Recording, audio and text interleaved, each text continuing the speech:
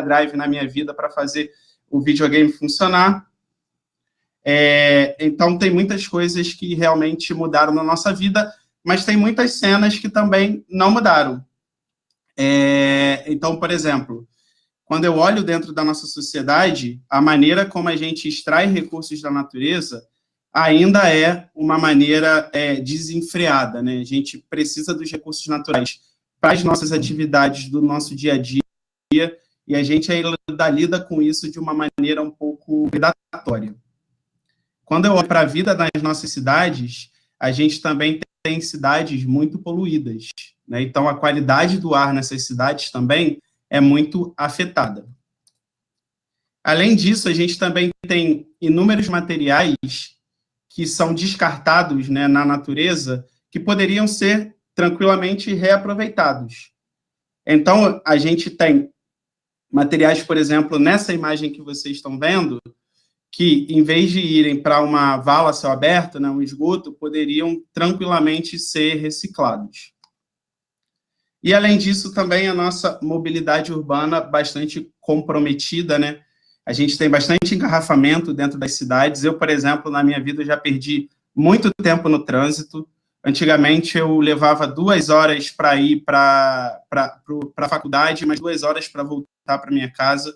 Então, esse também acaba sendo um outro tema que afeta muito a nossa vida, né? E parte desses carros também usando combustível fóssil, o que acaba gerando bastante emissão de CO2 no nosso meio ambiente e acaba, por consequência, também aquecendo a nossa atmosfera. E o que é muito comum, né, entre o passado e o presente? Um modelo econômico linear, ou seja, um modelo econômico que é baseado em processos. Um modelo econômico baseado em extrair produtos da natureza, transformar e industrializar esses insumos ou recursos que a gente extraiu da natureza, consumir, distribuir e consumir esses recursos, e depois de consumido, esses recursos são descartados de novo na natureza. Então, todo o trabalho que eu tive para produzir esse produto, ele é jogado literalmente no lixo. E aí alguns dados ajudam a ilustrar, falando, né, quando a gente olha para a indústria de carpete nos Estados Unidos, eu tenho quase 2 bilhões de quilos de carpete que param em aterros ou são incinerados por ano nos Estados Unidos. Além disso, né, enquanto eu comecei aqui a falar, um caminhão de lixo, vários caminhões de lixo de produtos têxteis foram para um aterro ou foram incinerados, né? A gente tem um caminhão de lixo indo para esse destino a cada segundo em todo o mundo. E no Brasil, que é um local, que é um país onde tem mais celular do que pessoas, nós somos os segundo maiores produtores mundiais de lixo eletrônico, ficamos atrás nesse ranking apenas dos Estados Unidos. E além disso, né, também o carro, que é um ativo que é muito valorizado aqui dentro do nosso país, né, que é o sonho de muitos brasileiros, quando eu olho para o uso típico desse tipo de produto, eu percebo que eu tenho 92% do tempo desse carro estacionado, né, completamente parado. Então, durante as 24 horas por dia, a gente só usa, em média, 8% desse tempo fazendo uso desse carro para locomoção. E, além disso, quando ele é usado, ele carrega, em média, menos de 2 pessoas por viagem. Então, o que a gente está falando aqui é de um estado crítico do nosso planeta, principalmente olhando as projeções para o futuro, né, e falando muito de desenvolvimento realmente sustentável, né, que é aquele desenvolvimento que não só supre as nossas necessidades, mas que não compromete também as próximas gerações. E aí, olhando do ponto de vista de crescimento da população, por exemplo, eu tenho uma projeção de que até 2050 eu terei 9,2 bilhões de pessoas na Terra. E daqui a pouco eu vou falar um pouco com vocês que a maioria dessas pessoas a gente tem prevista de morar nas cidades. Além disso, olhando para os nossos padrões de consumo de agora, eu tenho 1,75 vezes mais demanda de consumo do que a natureza é capaz de ofertar para a gente como insumo. Então, também é um outro padrão que está bastante desequilibrado. E olhando do ponto de vista de degradação ambiental, a gente tem um grande desafio de, nos próximos 9 anos, manter a temperatura do nosso planeta abaixo de 1,5 grau. A gente já sabe que a gente está num cenário de emergência climática e que talvez a gente não consiga fazer com que essa meta seja atingida, mas a gente precisa mudar fundamentalmente a maneira como a gente produz e como a gente consome para conseguir alterar esse cenário. Então, a gente tem um cenário de cidades cada dia maiores e cada vez mais complexas, e a gente entende que as empresas têm um papel central, uma responsabilidade também de ajudar nessa mudança, né? E é com essa lógica que a gente costuma pensar dentro da... Então, falando a respeito desse cenário, a gente tem alguma alternativa olhando para ele? Sim, nós temos algumas alternativas. Só que todas essas alternativas precisam ser pensadas em um conceito que a gente utiliza muito dentro da Enel, que está dentro da nossa estratégia, que é um conceito de innovability, né? Eu preciso pensar inovação junto com sustentabilidade. Ou seja, não adianta mais eu avançar em tecnologia sem pensar na sustentabilidade, ao mesmo tempo que eu não posso pensar em sustentabilidade sem ela estar aliada à inovação, né? E como eu faço as coisas de maneira diferente do que eu fiz até hoje. E o modelo econômico, pensando nesse conceito de innovability, é uma economia circular. Então, sair daquela lógica linear baseada em processos e entrar numa economia que seja regenerativa e restaurativa por princípio, que tem 3 objetivos principais, né? Tem 3 pilares. Primeiro, projetar sem gerar resíduos e poluição, e aí muito associado a uma lógica de diminuir os problemas relacionados principalmente do meio ambiente, quando eu tenho atividades que têm uma alta capacidade de gerar CO2 na atmosfera. Segundo, manter os nossos produtos e materiais o máximo possível em uso, ou seja, sair da lógica de que eu troco, por exemplo, de celular todos os anos porque lançaram um modelo que é mais novo. E terceiro, regenerar os sistemas naturais, né? Tudo o que nós degradamos nas nossas atividades que possa ser, de fato, regenerado e que, no médio e longo prazo, a natureza consiga nos oferecer tudo aquilo que a gente precisa para as nossas atividades. Esses pilares, eles são impulsionados por modelos de negócio, que são 5, e eu vou falar um pouquinho deles a partir de agora. Primeiro, o uso de insumos circulares. O que quer dizer isso? O uso de energia renovável em toda a economia, e aí pensando em sair de uma lógica de queima de combustível fóssil, e aí, mais uma vez, saindo da lógica de emitir CO2 da atmosfera, para ter uma cadeia de energia realmente renovável, uma cadeia de energia realmente limpa. E, além disso, pensando numa lógica de não gerar resíduo e não gerar poluição, o uso de elementos que sejam renováveis, recicláveis ou biodegradáveis desde o início, né? Sempre nessa lógica de diminuir a necessidade de extração de recursos da natureza. Além disso, extensão de vida útil. Como eu falei para vocês, é muito importante que os produtos que nós fabricamos estejam pensados para que eu possa fazer pequenos reparos e eles continuem funcionando. Então, por exemplo, o meu celular, um tempo atrás, caiu e rachou a tela. Quando eu fui tentar consertar, eu descobri que o preço para consertar só essa tela era praticamente o preço de um celular novo. Então, numa economia circular, isso não existe. Os aparelhos e os produtos já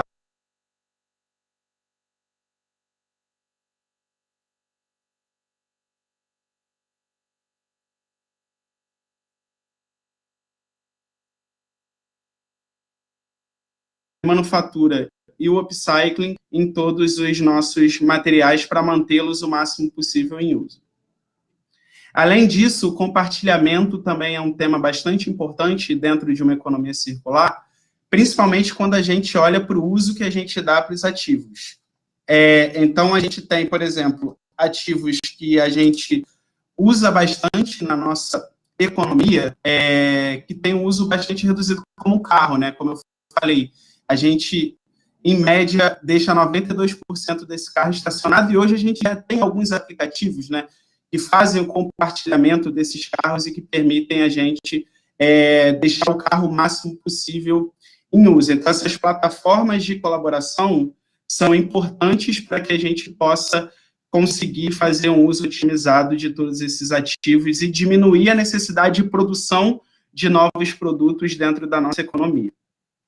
Além disso, também tem um modelo de negócio de produto como serviço, né, olhando muito também para a eficiência energética de como é que eu posso, em vez de, por exemplo, vender uma lâmpada para uma empresa ou para um cliente, eu posso vender um serviço, né, porque no final das contas o que ele quer é ter o ambiente dele iluminado. Então, é como pensar em um novo modelo de negócio que deixe um pouco essa lógica de proprietário daquele produto e passe a ter uma lógica de usuário daquele produto. E também novos ciclos de vida, né? Como é que eu posso lançar mão de estratégias para que produtos no seu final de vida útil possam virar insumos na produção de novos produtos, né? Então, a reciclagem está bastante conectada a essa estratégia e também tem como objetivo final diminuir a necessidade de retirada de recursos naturais da nossa natureza. Então, para a Enel, né, a gente olha a transição energética como base da nossa estratégia de sustentabilidade, sempre com o objetivo de criação de valor sustentável a longo prazo, isso olhando para todas as nossas operações, focado, primeiro, no crescimento e em tecnologia e serviços de baixo carbono, na melhoria operacional para melhor qualidade do serviço, no engajamento, né, das nossas comunidades locais, também por meio de uma economia circular, e no engajamento das pessoas com as quais a gente trabalha, olhando sempre muito forte para uma estratégia de ESG, né, de ambiental, social e governança, para que a gente possa fazer essa criação de valor sustentável a longo prazo.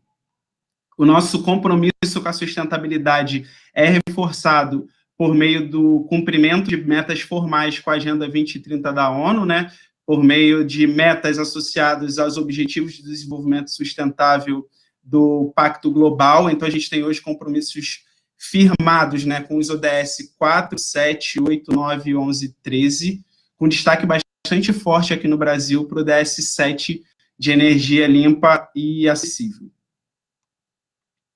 Então, o nosso objetivo é fazer essa integração da sustentabilidade ao nosso pensamento estratégico, tendo sempre os clientes no centro disso tudo, né? Então, a gente tem olhado principalmente por esses focos, primeiro, de descarbonização, né, de como a gente consegue colaborar para efetivamente ter uma economia com menos carbono associado nas suas atividades, e aí, como consequência, né, menos poluição e uma menor emissão de CO2. Além disso, digitalização, né, como é que a gente consegue trabalhar com dados para melhorar a vida dos nossos clientes e para melhorar também as nossas operações, principalmente olhando para a rede. Eletrificação, né, como é que a gente consegue impulsionar a criação de cidades sustentáveis, olhando para o insumo fundamental para todas as nossas atividades, que é a energia. E urbanização, né, como é que a gente consegue criar novas cidades, cidades mais circulares, onde o nosso relacionamento com a natureza se dá de maneira mais sustentável, sempre olhando com inovação e olhando com sustentabilidade dentro desse conceito de inovação. Então, como é que a gente contribui hoje com a descarbonização, né? Principalmente, não só por meio do crescimento do nosso portfólio de usinas renováveis dentro do país, né? Então, nós somos uma das companhias líderes nesse setor, nessa parte de energia renovável. Então, esse é um tema na qual a Enel tem investido muito ao longo dos últimos anos e vai continuar investindo para o futuro.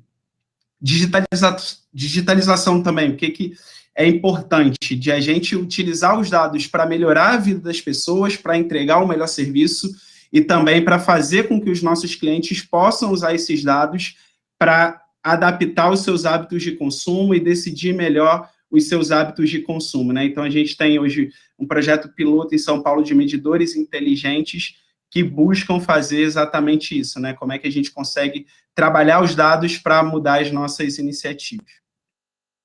Além disso, a gente tem um grande desafio dentro de urbanização, né? 66% da população global até 2050 vai viver em cidades, então esse é um ponto que também é um grande desafio para a gente, mas também é uma grande oportunidade de colaborar na construção dessas novas cidades que sejam mais adaptáveis e mais resilientes, pensando nos desafios do futuro. Além disso, também, a gente tem o objetivo de contribuir com a eletrificação, principalmente olhando para o transporte, né? Como é que a gente consegue sair de uma lógica de transporte olhando para combustíveis fósseis e eletrificar esse transporte, fazendo com que a minha emissão de CO2 e a minha poluição seja cada vez menor, olhando para esse modal urbano. E, além disso, também, como é que eu consigo fazer com que esse tipo de atividade se torne mais inteligente, utilizando mais dados, e que a gente perca cada vez menos tempo, né, nas ruas por conta do trânsito. E como objetivo final, a gente tem a criação de cidades circulares, né, que são cidades mais inclusivas para as pessoas, mais inteligentes, mais seguras, mais saudáveis, onde eu tenho mais conectividade, onde as pessoas são mais livres para viver, cidades mais resilientes, ou seja, cidades que são mais adaptadas aos desafios do futuro, cidades mais verdes e cidades também mais colaborativas.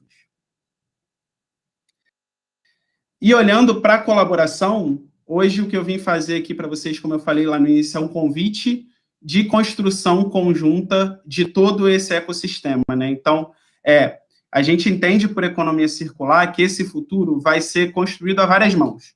E a gente entende que vocês também são peças-chave nessa elaboração. E como é que vocês podem fazer isso?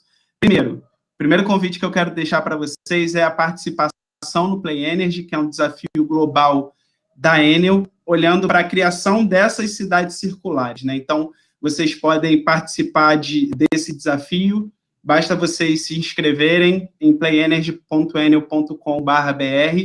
Precisa ter de 14 a 20 anos, você pode participar individualmente ou em grupo, e além disso, além de colaborar para a criação dessa cidade circular, vocês também têm a oportunidade de concorrer a prêmios, né? Então, é uma colaboração que, no final, vai acabar premiando as melhores ideias. Então, por favor, participem, é um convite que a gente está fazendo para todos vocês. E, além disso, a gente também tem a nossa plataforma, que a gente chama de Open Innovability, onde vários desafios da empresa olhando para o futuro estão elencados, e vocês podem participar por meio também do endereço openinnovability.enel.com. E aí as ideias são selecionadas periodicamente, as melhores ideias são trabalhadas junto com as pessoas que fizeram aquela sugestão.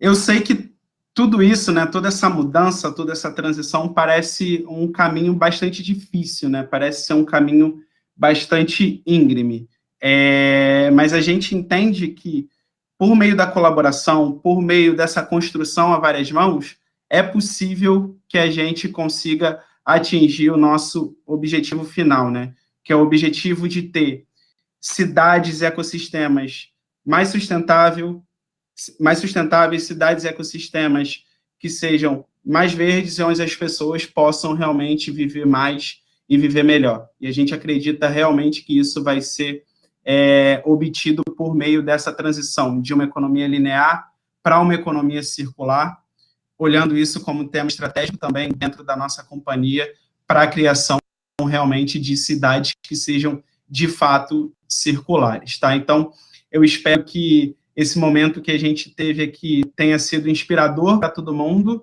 Estou deixando meu e-mail aqui, se vocês quiserem fazer contato. Podem me procurar nas redes sociais. Além do meu pai, eu acho que eu devo ser um dos poucos Givaldos do Brasil.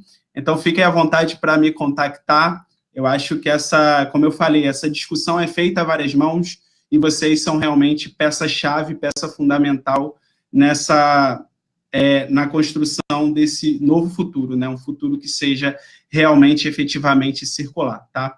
Então, agradeço aqui, para mim foi um momento muito especial e deixo meus contatos para caso vocês queiram fazer algum tipo de sugestão, algum tipo de colaboração também, tá? Vamos junto na construção desse novo futuro.